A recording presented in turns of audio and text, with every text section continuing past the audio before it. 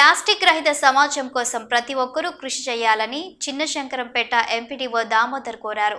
బుధవారం మండలంలోని మడూరు జడ్పీ పాఠశాలలో స్వచ్ఛతా హీ సేవ కార్యక్రమం నిర్వహించారు.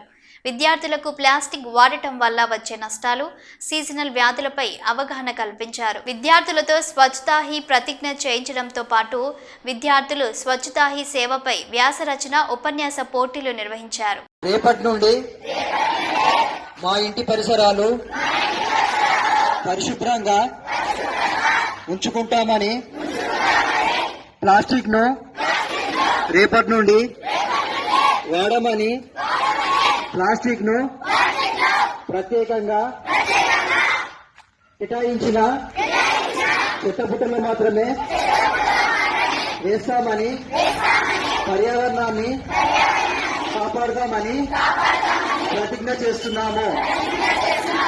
Thank you. సరే, అందరూ కూడా మేము ఈ తరగతి గదులకు వెళ్ళండి. తర్వాత లంచ్ కంటిన్యూ అవుతుంది. బెల్ కొట్టిన తర్వాత లంచ్ బయటకు రండి. సార్